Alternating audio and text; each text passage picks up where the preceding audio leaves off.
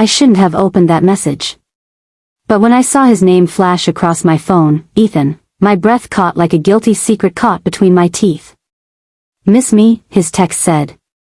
Just 2 words, and suddenly my heart began to race like I was 21 again, not the married woman I am now, sitting in a spotless kitchen, with my husband humming somewhere down the hall. I stared at the screen for what felt like an hour, my thumb trembling above the keyboard before I finally replied. "You shouldn't text me." But he knew me too well. If I shouldn't, then why did you reply? That was how it always started with Ethan, curiosity that burned into craving. A flame that knew exactly where my weaknesses slept. Before I go deeper, please. Broken Heart, subscribe to the channel. Kiss mark like this video. And share it if you've ever loved someone who reminded you what desire used to feel like. Now, let me take you back to where it all began. We met at my office party. I worked in PR, he was the new client, confident, with a charm that filled every silence. My husband had cancelled last minute because of another meeting, and Ethan noticed I was alone. He had that smirk, the kind that made you want to slap him and kiss him at the same time. He leaned close, whispered, "You look like trouble tonight." And just like that, I forgot every vow I ever made. It started innocent enough, a drink, a dance, laughter that lasted too long. But the air around us grew heavy, magnetic. His hand brushed my waist, my breath caught. My mind said no, but my body whispered, just a little longer. Somewhere between his scent and that forbidden stare, I realized I was falling into something reckless. Something alive. He walked me to my car after midnight, his voice low and teasing. "Your husband must be lucky," he said. I smiled, painfully.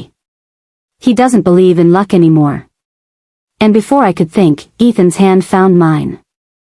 His touch, it was electricity. Dangerous, soft, commanding. "Then maybe," he whispered, "you just forgot what it feels like to be wanted." That night, I didn't drive straight home. I parked by the lake and stared at my reflection in the rearview mirror, lips trembling, guilt crawling under my skin. I knew I'd already crossed an invisible line. And maybe I didn't want to go back. I still remember that night like an ache engraved into my skin. The sky over Chicago was heavy with rain, the kind that makes the world quiet enough to hear your own guilt breathe. Dylan texted me at 10:47 p.m., "I can't stop thinking about how you looked at me today." And I replied, even though I shouldn't have, "Then don't stop." That text became my undoing. Before we dive in, please take a second to like this video, subscribe, and turn on notifications, because the story you're about to hear is my truth. My secret. My betrayal. He picked me up the next evening. No words, just that magnetic silence between two people who already knew they were going to sin. The city lights blurred as we drove, his hand brushed mine, and everything inside me trembled like a confession I couldn't swallow. At the hotel, I tried to reason, "We can't do this." He smiled. "You already did." That smile melted every boundary I ever had. His touch was fire, soft, deliberate, and dangerous. Every time his lips found my neck, I could hear my conscience scream behind the walls of my heartbeat. I wasn't a victim. I was a volunteer. Halfway through the night, while he whispered things my husband had long forgotten to say, I realized something: betrayal doesn't always start in bed. It starts when someone makes you feel seen. The morning after, guilt came late. Like an old friend who arrived only after I'd already left the room. I told myself it was one night. That it would end there. But Dylan had a way of tasting like unfinished stories. Soft voice cue. If you're still listening, don't forget to like, share, and subscribe for more true confessions like mine. Because sometimes, what destroys us is exactly what we crave most. I didn't mean to let him kiss me that night. I swear I didn't. But when you've been living with betrayal that eats at your sanity, you start craving the kind of comfort that feels wrong but numbs everything else. His name was Damien. My husband's best friend, or so I thought. He had the kind of presence that made silence heavy. He never touched me, not until that night my husband forgot our anniversary again and left with the woman I later found out was his coworker. I remember sitting on my couch with a glass of red wine trembling in my hand. Damien stopped by to check on me, his voice low, careful, like he was stepping into sacred pain. "You deserve better than his deceit," he said. And those words, better and deserve, broke me open. I shouldn't have kissed him first, but my heart needed somewhere to bleed. His mouth was warm, firm, unforgiving. It didn't taste like love, it tasted like defiance. "Don't do this if it's just revenge," he murmured against my lips. "Then let it be revenge," I whispered back. And that's when guilt began its slow dance inside me. Speech balloon. Hey, before I take you deeper into this chaos of betrayal, please, hit that like button, subscribe, and turn on your notification bell. These are real confessions, real emotions. Stay with me. The next morning, sunlight exposed everything.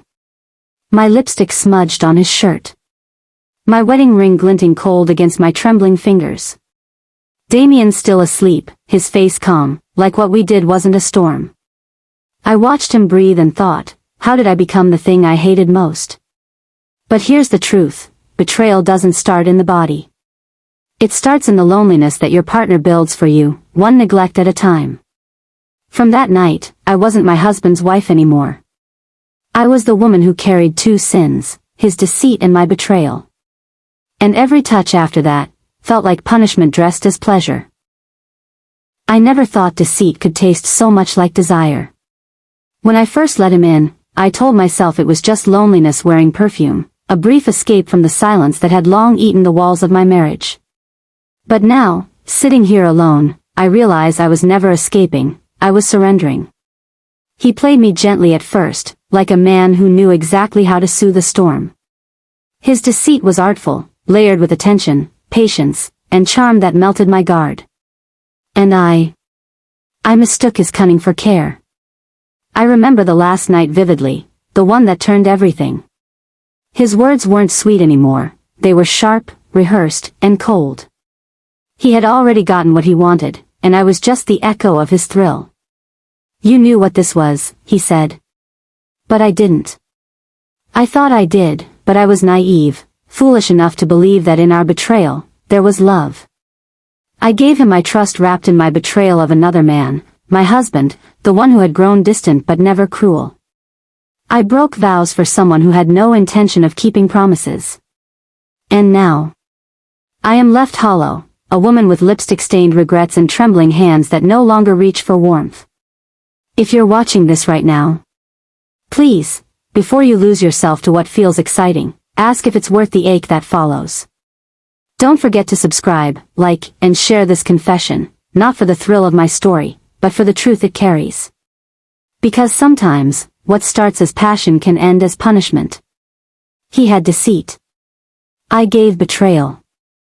And now, I have emptiness. I never thought regret could have a taste, salty, thick, and bitter, like tears mixed with the memory of someone's skin. That's what his deceit left me with. And mine? My betrayal? It left me hollow. Soft sigh. Hey, before I go too deep into this, if you're still listening, take a second to like this video, subscribe to the channel, and share it if my story touches something inside you. Because what I'm about to say isn't easy, but it's real. He lied to me from the very beginning. Not with words, but with promises painted in warmth.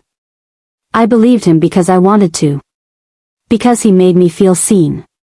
I gave him what I wasn't supposed to give, time, emotions, my body, and the kind of trust that only a naive heart can offer.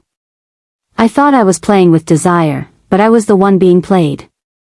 When his lies finally surfaced, it wasn't the betrayal that broke me, it was how willingly I let myself drown in it.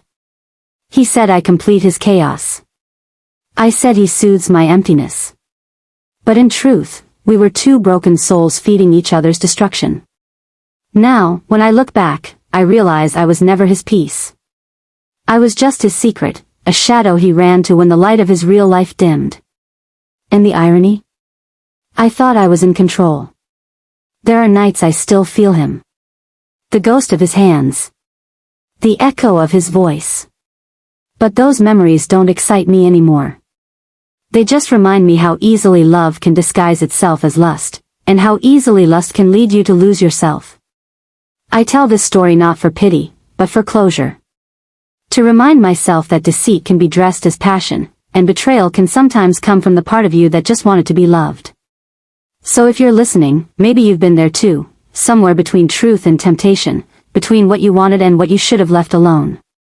Pause. I was naive. I was led astray. And now, I'm left empty, but wiser. Because from him, I learned, not every fire is meant to be touched. Some are meant to be watched from afar, until they burn themselves out.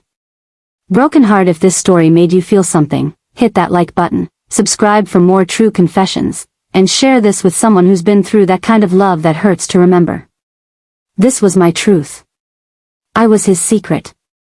He was my mistake. And now, I'm just a voice telling you, don't let deceit disguise itself as desire. I remember that night like it's etched into the corners of my skin, the night I realized deceit doesn't just destroy trust, it destroys souls. He had deceit in his eyes, soft and convincing, like a lullaby that promised love but whispered manipulation. I had betrayal in my heart, burning like fire, reckless and consuming. Together, we weren't lovers, we were conspirators in our own undoing. I thought I was escaping emptiness, but all I did was drown deeper in it. His touch once made me forget everything, my vows, my sanity, even myself. But now, every memory of him feels like smoke, thick, choking, impossible to breathe through. I see now that his deceit didn't just lure me, it shaped me. I became the kind of woman I used to judge, whisper about, and pity. The kind who mistakes lust for love, and betrayal for freedom. Sometimes, I replay his words, his kisses, that night against the dim hotel light, and it still stings. Not because I miss him, but because I miss who I thought he was. And maybe, in a twisted way, I miss who I used to be before him, naive, trusting, innocent enough to believe that deceit could never find its way to me. So yes, he had deceit. And I gave betrayal. But in the end, it's me who walks away empty. If you've ever loved the wrong person, if you've ever mistaken attention for affection, you'll understand this ache. Don't let deceit disguise itself as devotion. Before you go, make sure you like, share, and subscribe to this channel for more true confessions of love, lust, and lessons learned the hardest way. Because sometimes, the stories we hide are the ones that set others free.